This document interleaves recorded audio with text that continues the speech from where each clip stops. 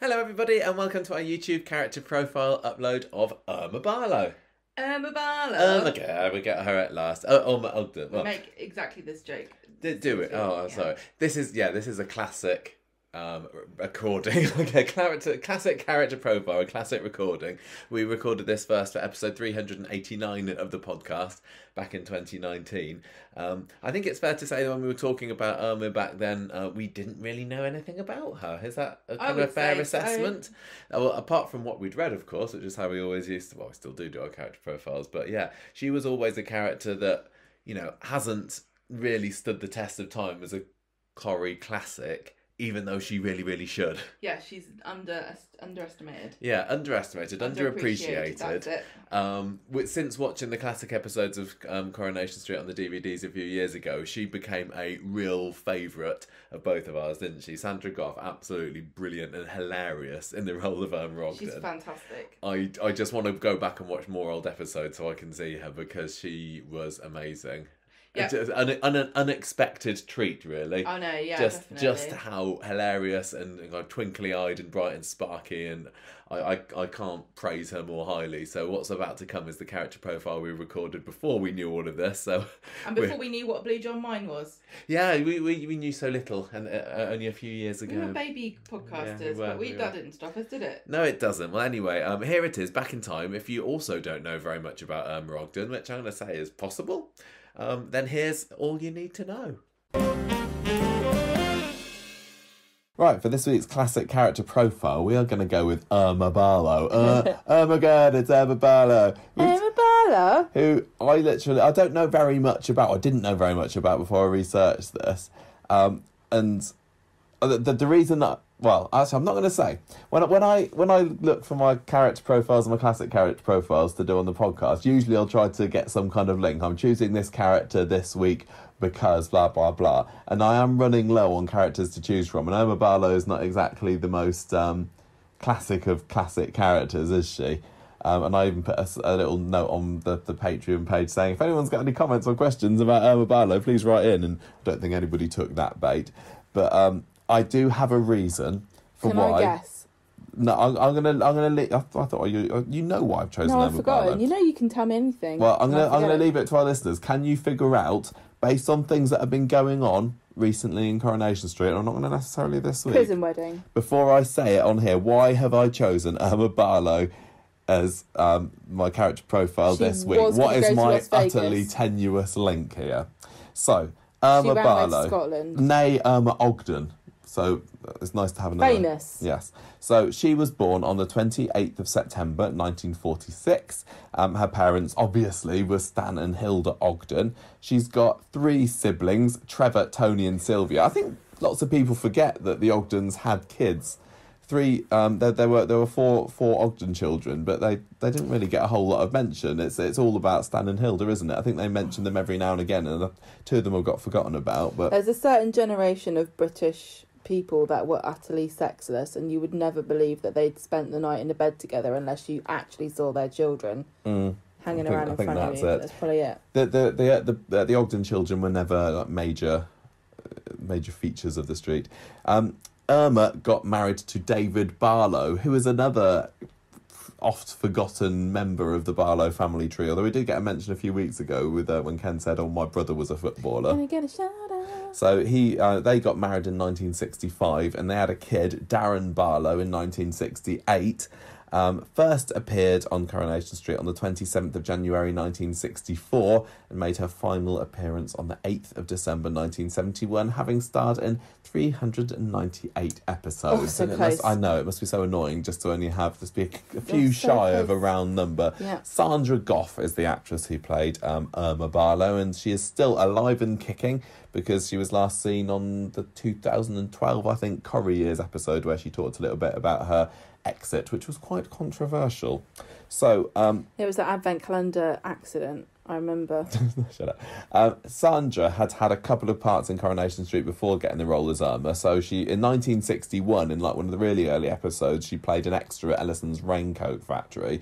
Then she played somebody called Marjorie Platt, no relation, in 1963. Then she was a random factory girl in December of 1963. And then 1964, literally a month later, I'm guessing she was a different random factory girl, this time one with a name. Although the first time she did appear, which was 5 months before Stan and Hilda made their debut on the show, she was called Irma Smedwick. Bloody hell. So so I wonder then, were the... That's a name that would push you into an early marriage. I think so. It makes me wonder, though, were the Ogdens originally supposed to be the Smedwicks? I don't know whether Irma was, like... You know, when they have we're going to introduce this family, but we're going to drip them into it. I don't know whether that was the case with these guys, or whether it was like, well, let's remember that Irma Smedwick that was in it in January. Let's have her be the daughter of this new couple that are coming along. I don't know, but anyway, what could have been Hilda Smedwick, Stan Smedwick?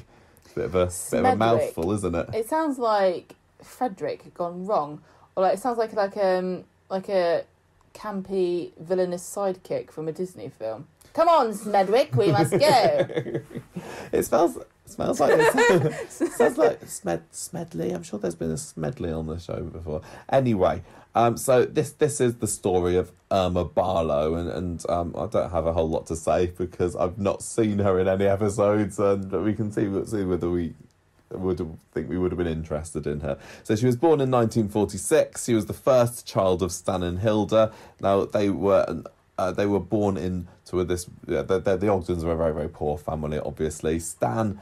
There's sometimes a bit of a forgotten history of Stan because he was always he liked a beer, but he was very violent apparently in the early days, and he used to like beat up the rest of the family. And when you think of Stan Ogden, you think of this lovable, downtrodden, bit of a layabout, but kind of good heart and everything, don't you? And you don't know a whole lot about Stan and Hilda, having not seen them, but you don't think about Stan as being a ex-wife and child beater, do you? Well, Corrie likes to rehabilitate domestic violence perpetrators, don't they? Because we should always give men a second chance. But if a woman sleeps with someone, she's a slag forever. Yes. So when I think of Stan, I think of, the Stanley woman scene and Hilda crying over his glasses. But maybe when she was doing that, she was just crying in relief that thank God he's dead. She would never feel his fist. And also maybe if I put this lipstick on, he won't beat me. So anyway, in 1961, she got fed up of Stan. Irma got fed up of Stan because of what a nasty, horrible, violent father he was. Left home and she changes her name to Irma. And I haven't actually written what her first name was, which is really bad. I think she was called Frida or something at first. I must have read it a load of time when I was doing the research for this, but she wasn't. Gemma can find this out. What was Irma Barlow's original name? Because she changed it to Irma so that Stan and Hilda couldn't track her down. 1964, though, was of course when she first appeared in the factory in the programme at the factory, the Ellison's Raincoat Factory, as a friend of Valerie Barlow. So that was Ken's first wife, so related to David by marriage. Yeah, Frida Ogden she originally was. So Irma got a job that year. I think it was that year at the Rovers Return. She also got a job at this corner shop which is where she would end up mostly being known for, and £5 a week to work at the corner shop back in 1964. Yeah, to pay £5 a week to work at the corner shop? No, she got paid £5 a week. Stan and Hilda, around the middle of the year, had bought number 13 Coronation Street, right next door to the shop. I think coincidentally, I don't know, did they have those massive soap coincidences back then? So they saw Irma for the first time in 3 years. Tony and Sylvia, her brother and sister, have been taken into care by this point. And Stan promises that he's changed, so Irma moves back in with him, Hilda and Trevor, the younger brother. And after that, Tony and Sylvia were written... I think they were pretty much written out of the show. I don't think they were mentioned ever again. They were going... I think they were going to appear. Tony was even cast, but he never appeared on the show because of the ITV strike that happened in 1964, and the actor couldn't do it. So there could have been another Ogden we could have seen on screen, but never happened. Irma, in 1964, also dated David Barlow at Christmas when he came to Weatherfield to visit the family. And Stan and Hilda think, well, this is pretty good because he's a rich footballer. I'm just pointing because that's the link, isn't it? What? Well, David Barlow. That's not the link. That's not the link of why I've chosen Irma Barlow. Keep going. I thought the link was going to be secretly that she changed her name to Irma Barlow from Toya Battersby. No. That would have been weird. No, we've still not reached the link of why Irma Barlow is my character of the week this week, or classic character profile. Gemma, 1965. Read. She sticks by him. Who's that? I wasn't listening. David. When he is accused of accepting a bribe, but he's cleared of it, so good for her for sticking by her man. Yeah. She doesn't warm to her new boss at the corner shop, who is former Sergeant Major Lionel Petty. Can't think why. In June, a load of street residents go to the Blue John Mines. What is that? Mines or mines. club? A mine. Actual mines. They want. Well, who was John? I don't know. Was he sad? He doesn't want to be a miner. He was just some kind of Smurf or something. Now we don't know. He could be actually the colour blue, or he could be blue as in he was sad. There was a Corrie actor who made his first appearance. I think it might have been Roy Barraclough, who went on to play Alec Gilroy. He might have been like a mine guide on this episode, like many years before Alec Gilroy's debut. It's a good job that you're paying attention to this. Anyway, carry on. Well, it doesn't matter now because you said it. They all go to the Blue John Mines for a nice day out, where David proposes to Irma, and she goes, brilliant. Now I'm going to be a wag. The original wag. The original wag. Amazing. She goes, I will only do it if I'm not going to be your beard. They briefly split up when David Barlow's beard. She reacts badly to her excluding him when they go dancing, which was quite the snub in the 60s. He apologises and they get back together again. Yes. The Barlows and the Ogdens snipe about who's going to pay for the wedding, which Stan really can't afford to pay for, and Ken looks down on the Ogdens for being common. Yeah, he's telling David, you can't marry this trollop. Yeah. Is this the link? Because Ken was looking down on the Tinkers for being common. No, that is not the reason. Although I've been finding more links than I even realised. She's the perfect character to have at the moment. Stan slaps Irma when he finds David hiding in her bedroom. I just can't believe this of Stan. Like, he's so lovable. Listen, back in the day, a massive wife beater. If you were a dad and you found your daughter had a boy in her bedroom and you didn't beat her half to death, it was like you were permitting it. They'll never learn otherwise, will they? So Irma and David get plans to marry in secret. They do marry in secret. But a load of residents, including the Ogdens, find out about the ceremony and surprise them at the reception. Yes. So they plan to move to a fancy house in Cheshire with all of his football money. I assume. Yeah. Not from the corner shop. No. Save £85 a week and you can get a mansion in Cheshire. They're cheap back in the days. Tell you what, Michael, the millennial housing crisis was not caused by an avocado toast, was it? There's definitely something going on. Back in the day, you could have done that. Yeah. David injures his knee in a football game, and he is told he will never play professionally again. And so they can't go, they have to stay where they are. Yeah, it's the same way. Boring, yeah. 1966. David wasn't able to play on the winning World Cup team, unfortunately. That's really tragic. Irma convinces David to buy the corner shop because this Lionel Petty bloke, the old Sergeant Major, moves on. He doesn't really want to work in there because he's still quite bitter about not being able to play football again, but he goes along with it. What's his face? I don't know. Who's the guy I'm thinking of? Is this a corner famous shop guy? chef? Gordon Ramsay? If Gordon Ramsay can go from professional footballer with an injury to internationally renowned celebrity chef, David can make a go with a corner shop. Yeah, he could, couldn't he? He's just not trying. Well, he gives in and he starts working there anyway, but then Irma gets bored of it. He's like, thanks, man, you stay here, work at the shop. Yeah. I'm going over road to the PVC factory. And by the way, you're going to work with your mother-in-law because I'm getting my mum Hilda to go and work with you. So I don't think he really appreciated working with Hilda there. So unfortunately for Irma, though, she's a bit rubbish PVC welder because she burns all the plastic, she blows up the machine when she's asked to speed up, and then she has a go at folding plastic for a bit. This sounds but she gets really bored. Fun. Like, can you imagine watching Coronation Street where they're actually doing things in the factory and they're just sitting around chatting in front of machines? Yeah, they didn't have the same red tape as they've got these days, did they? Get the actors and actresses going, listen, we're actually going to get you to manufacture PVC at the same time as acting because we're not making enough money off of this and we can't do product placement yet. No. So get welding. We've got to make 15 pipes by the end of the day. Pipes? PVC pipes, like, you know, for guttering. That's what I'm making. What are you making? I think they were making clothes. PVC, what, like strippers, trench coats, see-through? I don't know, actually. I always imagined that the PVC factory was making PVC clothes, but actually that sounds a bit kinky. Well, I suppose it was the 60s. Yeah, might have... It's like the age of... no, I think it was. The dawning of the sexual revolution in this country. Everyone's wearing plastic trousers with gussets. I don't know. Folding plastic... Never mind. Look, I think we're showing ourselves up and not knowing what we're talking about here. Sounds so we just need to move on. There's a glaring hole in our knowledge. What happens to Irma in 1967? I prefer not to know, to be honest. You can make it up. It's maybe a bit more interesting. It's much better, so you don't know. 1967, she... the adult clothing industry or better. Oh, no, I don't even know what else they're going to be making. 1967, she joins the All Women Weatherfield Hotspurs, which are not related at all. They all wear plastic trousers. She joins a football team, doesn't she? David's managing them. She gets jealous of him working with a load of women. This is very, ahead of its time, isn't it? Having an all-women's football club in 1967 in Coronation Street. I'm surprised they let them. Because didn't they used to think that if you ran too fast, your uterus would fall out of your vagina? I think they did. She quits when it turns out she's not very good at football. Oh, well.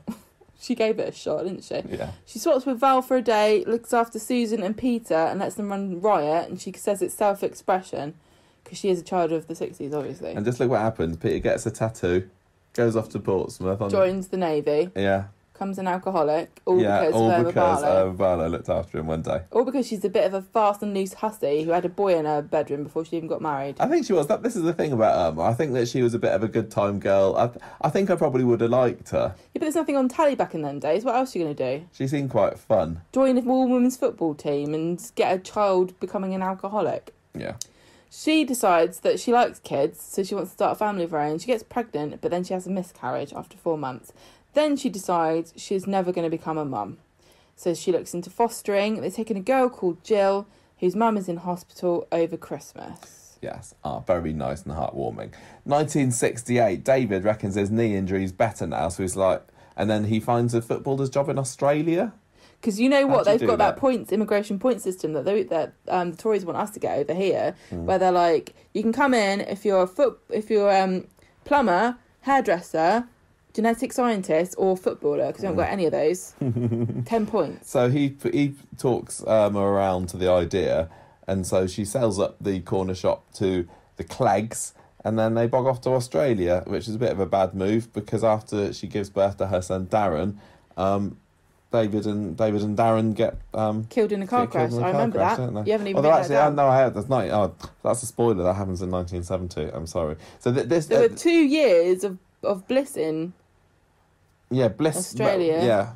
Upside down wedded bliss in Australia for Irma and David and Darren. But David. Alan Rothwell, who played David, wanted to quit at this point, so Sandra Gough was asked to leave with him. But she came back at Christmas the following year in 1969, where she went to Weatherfield for Christmas, where she did a bit of cover work in the shop. She had a massive go at Stan because he was still sponging off Hilda. I read that completely wrong. What? He's like, stop sponging my mum down. She's sponging off Hilda. Not sponging her off. That's what Sally probably needed sponging off. And she had that spag ball on her head. With a good Irma sponging.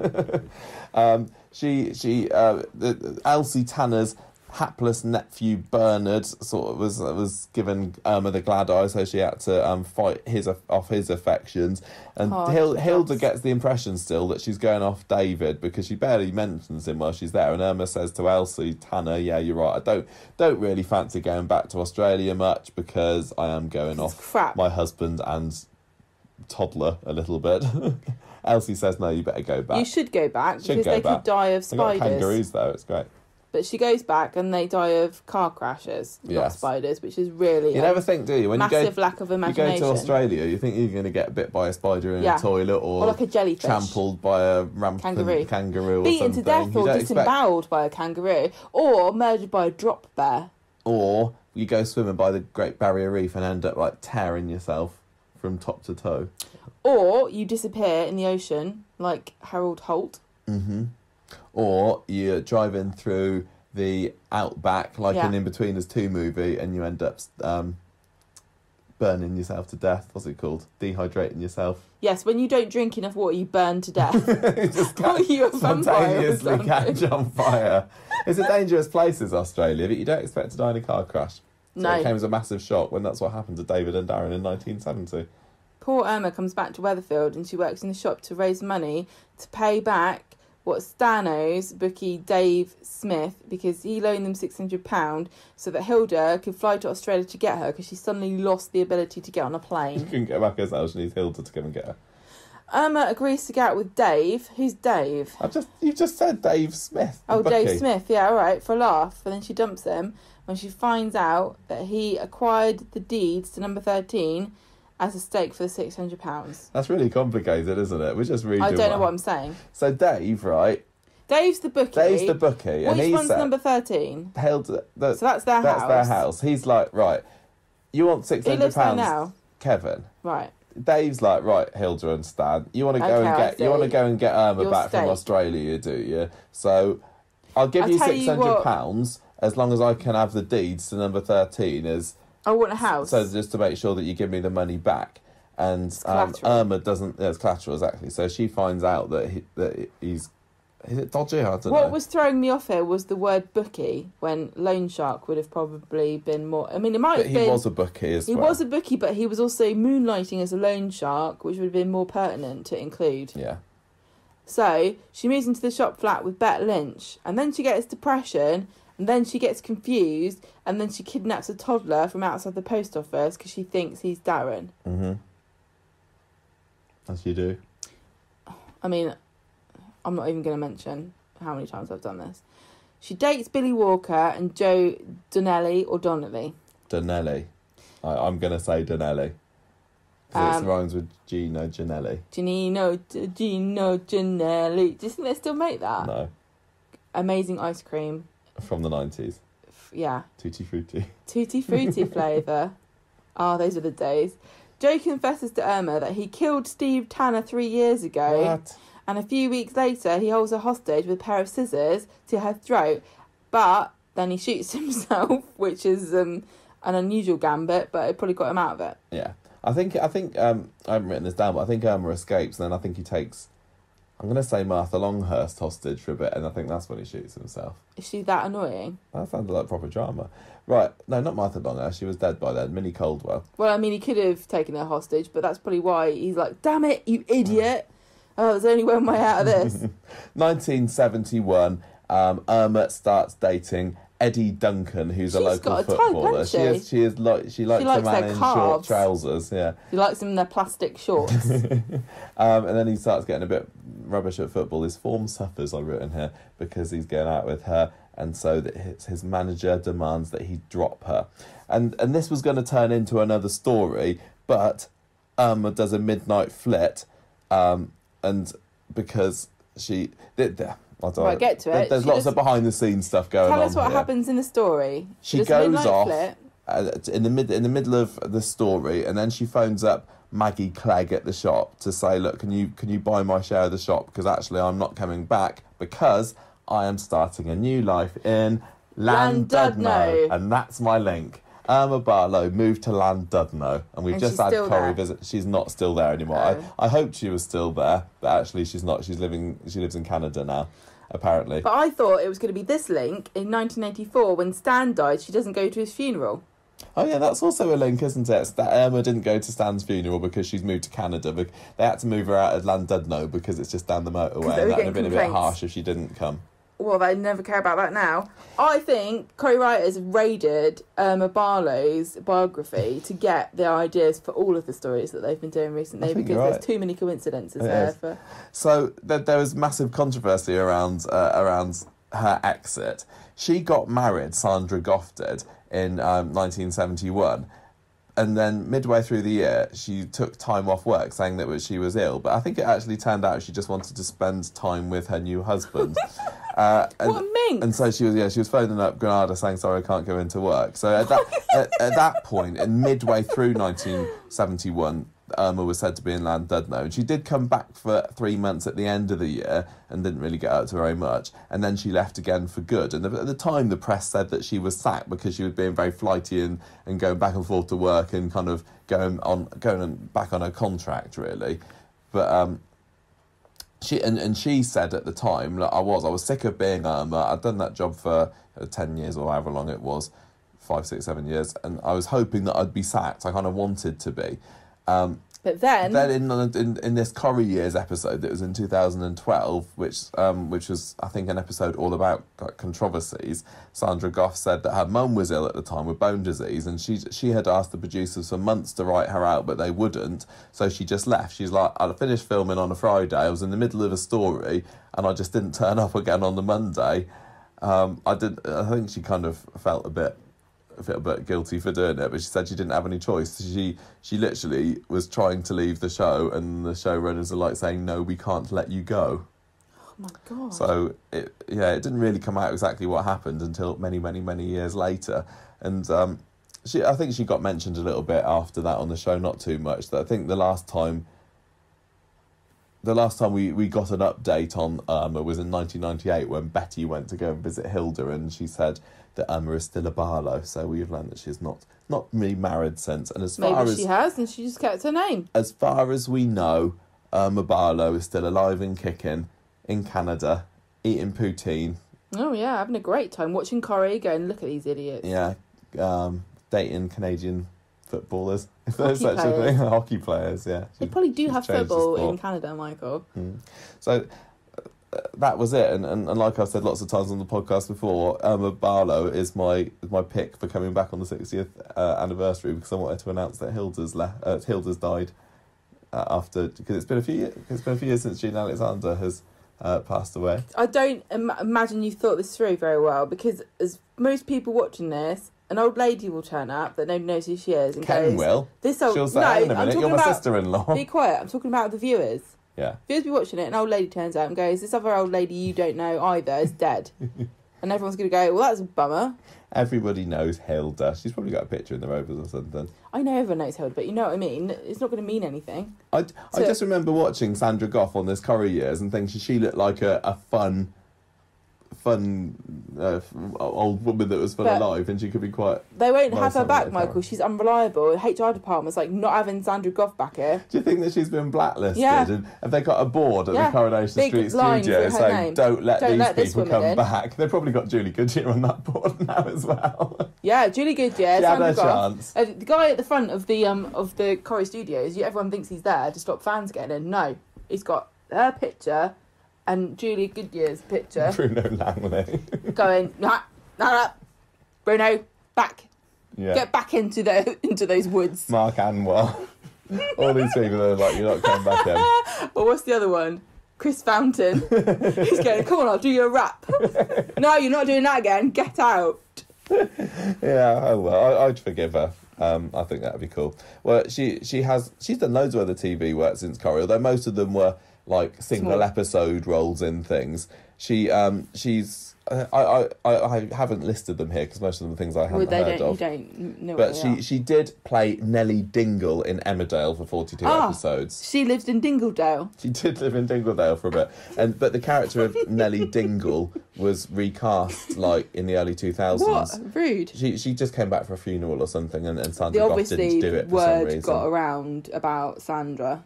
I know, unreliable. I know. The last thing that she was in, acting-wise, was in 2001's TV movie called Vacuuming Completely Nude in Paradise, where she played a character called Spaniard. That sounds a bit racist. So that sounds like a minor role as well to me. But interesting fact, another Corrie link, Katie Kavanagh, who went on to play Julie Carp, was also vacuuming Completely Nude in Paradise. That name rings a bell with me, and it's probably because I thought it was a stupid title at the time. Yeah, I think when we did our Julie character profile, Katie character profile. It's got just being like, that sounds like a stupid thing. I think it had Timothy Spall in as well. It is a silly name. It sounds like it could be a video that Roy finds on Simon's laptop. It's one of those titles that sounds quirky and it's supposed to entice you in because you're like, goodness, what could that be? But you just know it's going to be something really boring and arty, so you don't bother. Yeah. that's Irma Barlow. That's all I've got to say for her. Reading her stories, it didn't sound like she had that many interesting stories. But what the hell are you talking about? She was married to a footballer. That doesn't sound interesting. You said she was the original wag. Do you remember when this country was obsessed with wags? And there was all the time it was stories in the papers about what their handbags were and whether they were banned from having sex with their husbands the night before games and stuff like that. Everybody thought that Colleen Nolan was the original wag. Whatever. Yeah. I just reading through those stories, none of them, apart from maybe the Joe Donnelly bit, made me go, oh yeah, that was a classic story. I thought she sounded fun. She was a fun character. She was wielding gussets. She was a good time girl, and she's a comedy character and a kind of full of life sort of person. But I wonder what she looks like. I just don't think that she was necessarily given the best stories. Who am I? I've got no idea. You're just critiquing, I've not seen any of this. You're critiquing your own take on what happened without ever watching it. That was Irma Barlow, a possibly forgotten Ogden who got married to a possibly forgotten Barlow. I think it's a somebody bit learned rude something about from this. That Betty says that Irma's still a Barlow, and she was really just an Ogden. She was always an Ogden, wasn't she? Once an Ogden, always an Ogden. You can't get rid of that. No.